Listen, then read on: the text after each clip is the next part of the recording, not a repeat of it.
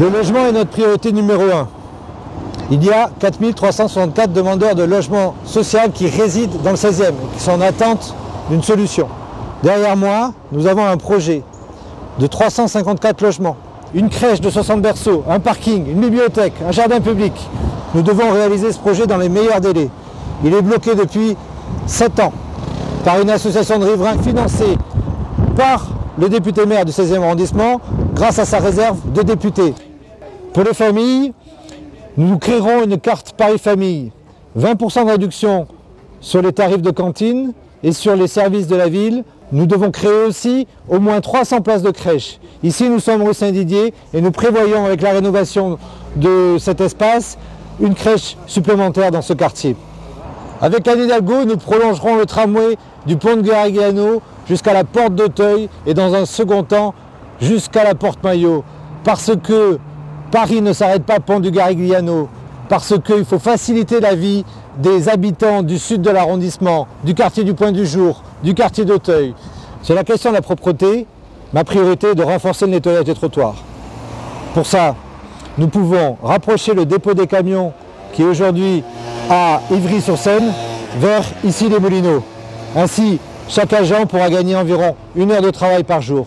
Cette heure, nous la remettrons à disposition du nettoyage des trottoirs.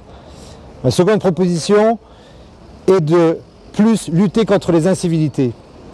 Nous voulons améliorer l'environnement de la porte de Saint-Cloud et du quartier du Point du Jour. Nous voulons d'abord remettre en eau les sources de la Seine, ces magnifiques fontaines qui sont derrière moi. Ensuite, je veux que l'on renforce encore la sécurisation du quartier les soirs de match et qu'on canalise mieux les supporters. Pour notre environnement, pour développer l'écologie urbaine, y compris dans le 16e arrondissement, nous faisons 4 propositions. La première proposition, c'est d'abord d'étendre le parc Sainte-Périne sur les parties qui sont aujourd'hui encore fermées au public. La seconde proposition consiste à développer les énergies renouvelables pour chauffer les bâtiments publics. La troisième proposition consiste à lutter contre la pollution sonore. Nous avons étendu les revêtements anti-bruit sur le périphérique. Nous devons aussi étendre ces revêtements sur les grands axes, progressivement. La quatrième proposition consiste à travailler avec les conseils de quartier pour définir les petits espaces et les façades à végétaliser dans l'arrondissement. Nous souhaitons poursuivre le renouveau historique des équipements sportifs du sud de l'arrondissement, pour le sport de proximité et scolaire, comme pour le sport professionnel. Ça passera par la création d'un gymnase sur le stade Géo André, la création d'un gymnase et d'un mur d'athlétisme sur le stade Suchet. Ça va passer par la reconstitution d'équipements sportifs sur les pelouses d'Auteuil.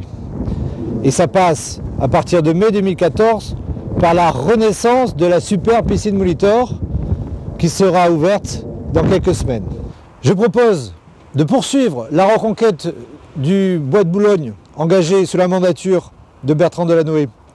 Cette reconquête, elle s'est traduite par la reconstitution du carrefour des lacs, entre le lac supérieur et le lac inférieur, par la rénovation de la Grande Cascade, par la restitution au public du lac des patineurs et par ce magnifique parc paysager des pelouses d'Auteuil rendu au public depuis l'été dernier.